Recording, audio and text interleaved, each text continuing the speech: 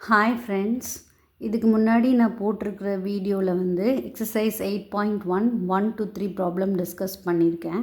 So இப்போ வந்து problem number 4 போகலாம். given 15 cot A is equal to 8, then find sin A and secant A. So அதில் first step முதல்ல 15 cot A வந்து 8ன்னு கொடுத்துருக்கு. ஸோ அப்போ நம்ம முதல்ல வந்து cot A என்னன்னு ஃபைண்ட் அவுட் பண்ணணும். ஸோ cot A என்ன வரும் அப்படின்னா 8 by 15.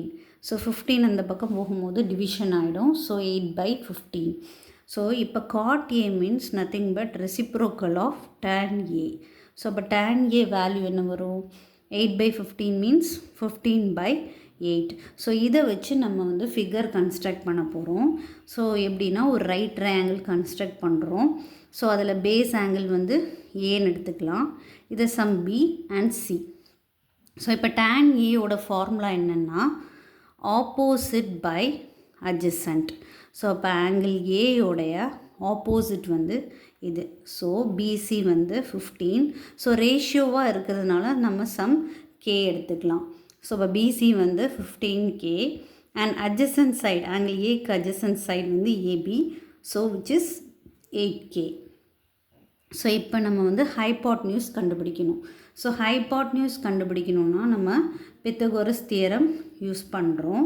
ஸோ பித்தகோரஸ் தியரம் என்ன ஸ்டேட் பண்ணுது அப்படின்னா hypotenuse square that is AC square is equal to AB square plus BC square.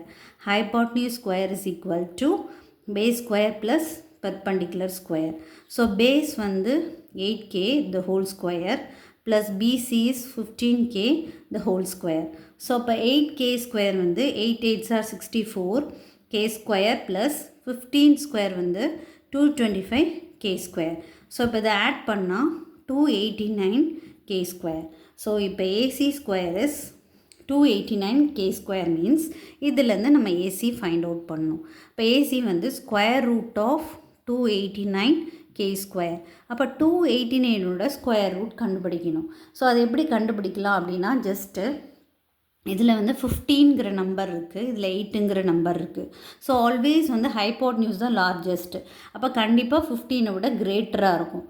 So அப்போ 15ஓட கிரேட்டராக இருக்கணும்னா 16 பார்க்கலாம். பட் 16 வந்து எண்டிங் வந்து 16 into 16 வந்து 6 6 36.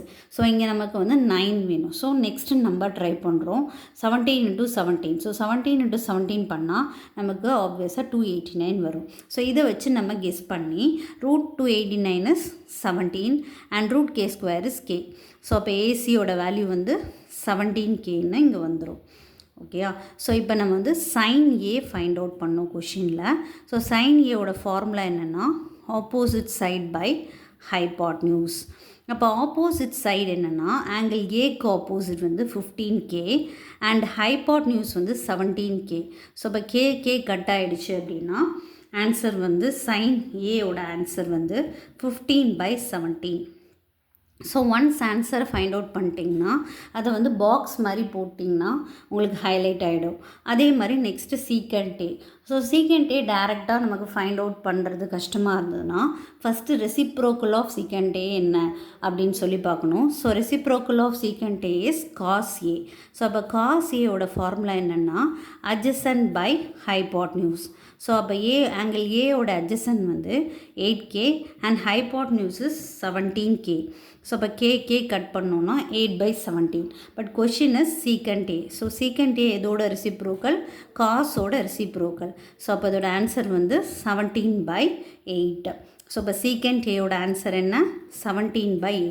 ஸோ அகெயின் ஒரு பாக்ஸ் போட்டிங்கன்னா ஹைலைட் ஆகிடும். So sine A is 15/17 and secant A is 17/8.